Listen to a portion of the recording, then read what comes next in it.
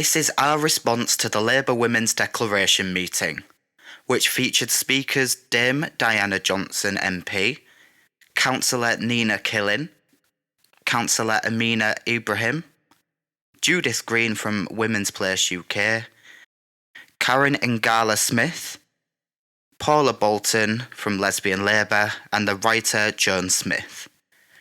This video will feature clips of the discussion, and the full version can be found on the Labour Women's Declaration YouTube account for any who want to hear what was said in full. Let's quickly do a little bit of background for those who don't know. Firstly, the Women's Labour Declaration is a group that campaigns for sex-based rights, and they view transgender equality as a threat to that. So needless to say, this video could be triggering for some, and we do encourage discretion when watching. This meeting came to our attention due to the attendance of our local MP, Diana Johnson, who we did ask to pull out of this event, and who instead reaffirmed her commitment to sex-based rights and sent us the declaration to read for ourselves. And then there's Lesbian Labour, who is also a gender-critical group who defines lesbianism as being assigned sex-based rather than attraction to gender. In fact, on their website they literally say, lesbians are same-sex attracted females. All sexualities and sexual orientations have specific boundaries, preferences and limitations. In common with heterosexuality, lesbianism is, by its very definition, trans-exclusionary. But to bring this to a more local level, very briefly, just to explain why this is an important thing to us, and why it is causing an uproar from the LGBTQIA+ community of Hull, we have an MP that stands beside these people and their views, despite attending our local Pride events. This is a disgrace, and we will not be having any further dealings with Dame Diana. Obviously, some of you may think maybe she didn't know, maybe she had a lack of information about who she was sharing her platform with. Unfortunately, she did know. When we sent our initial email, told her exactly what Women's Place UK stood for, and she still went ahead with the event. So let's dissect the video a little bit. First of all, Diana leads with requests to abolish anti-abortion laws and to have a rethink on prostitution laws or laws on sex workers. As we focus on LGBTQIA+ issues specifically, it would be improper for us to have an unfounded opinion on this issue. However, what we will say is that on a human level, we are in a crisis where people do not have enough money to eat and heat. And while we absolutely and completely agree with cracking down hard on sex trafficking, sex work itself must be viewed as a different issue entirely. But moving on from this, as like we said, we have no authority speaking on this matter.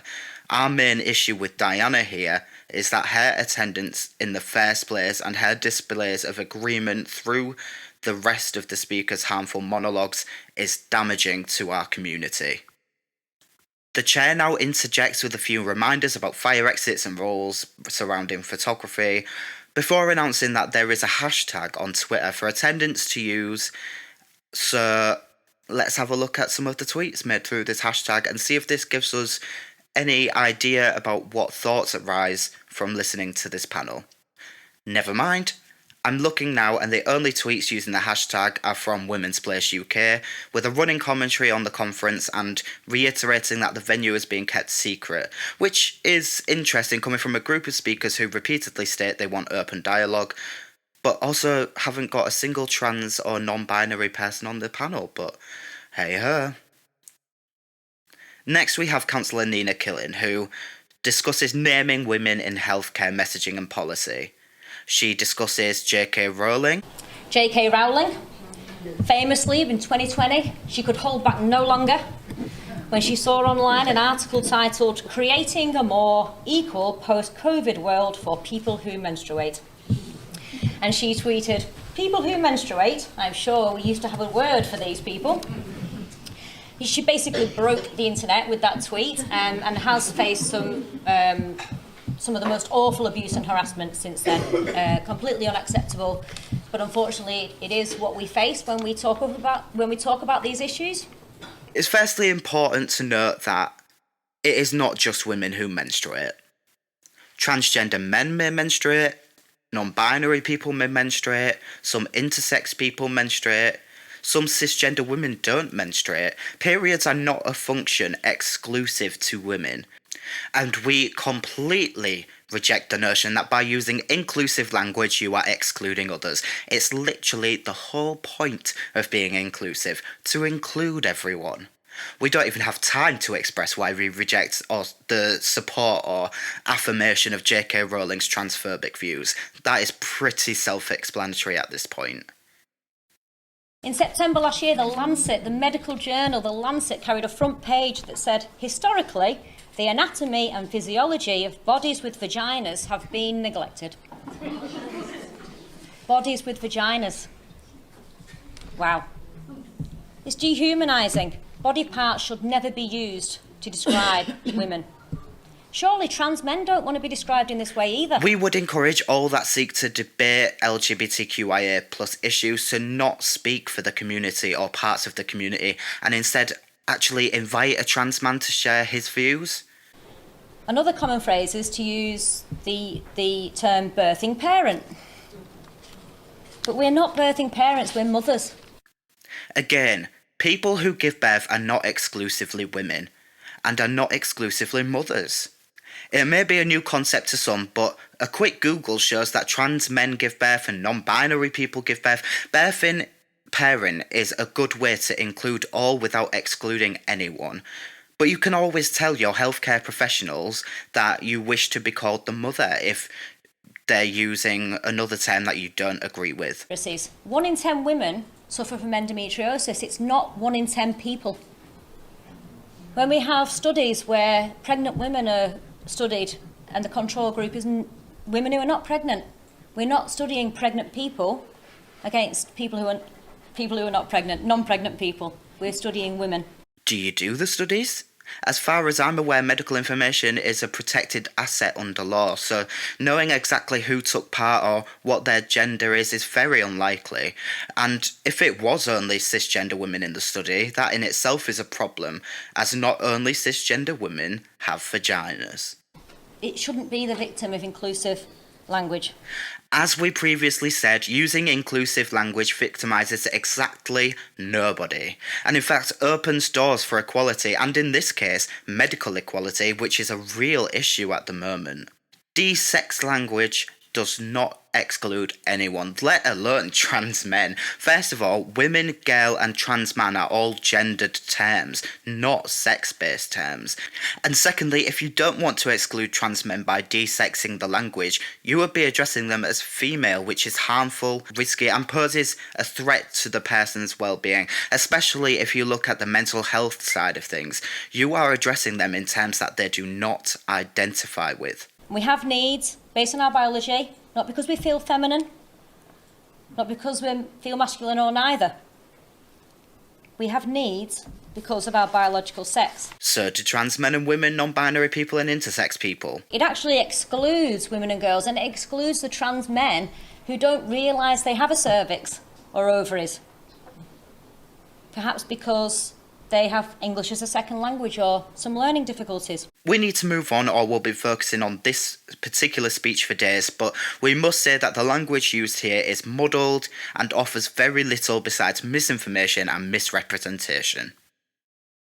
Next, we move on to Councillor Amina Ibrahim, who discusses detoxifying the discourse surrounding sex and gender. Now, before we start discussing this, we want to remind you that your sex is something you were given at birth, depending on your sexual organs. Gender is your identity, it's who you are. Some people identify with their sex and they are cisgender. Others identify to a gender that doesn't correlate with their sex and their identity is different. I'll use myself as an example here. I was assigned male at birth, but I'm non-binary. I don't fit into the binaries of man or woman. Amina discusses how she and other delegates attended a women's players conference in Brighton and was abused and spat on while entering. We do not condone this kind of behaviour. But we do fully support the LGBTQIA community's rights to gather and demonstrate peacefully against cisgender women who gather to discuss our rights without our presence. Even with our presence, it's difficult to see how you could gather to discuss other human beings' rights to existence, legal recognition, and rights to safety without expecting some pushback. But again, when attending protests, please do not spit on people. Be loud and be heard, but without violence. Many of us, all we want to do is to have a discussion, to have a debate and actually find a common ground. Because again, Amina brings up the desire for debate, and again, I remind you that this panel is exclusively cisgender women who believe they have the right to demand the cessation of progress of a minority group to have rights equal to them. we, as women and men in Haringey Labour are described as, and I'm going to use, I hate the terminology, we're called TERF Central. For those who might not know, the phrase TERF refers to a trans-exclusionary radical feminist. People who discount the rights of trans people in their feminism, which, in our opinion, perfectly suits this group, as that is what this panel is all about. That such extreme language is used about women who want to engage in a debate and have made Haringey a safe space. When it's only some women, it's not all women. If you exclude trans women, you do not represent women. You exclusively represent cisgender women only. And once again, who have you made it a safe place for? Everyone? Or just those you think deserve it?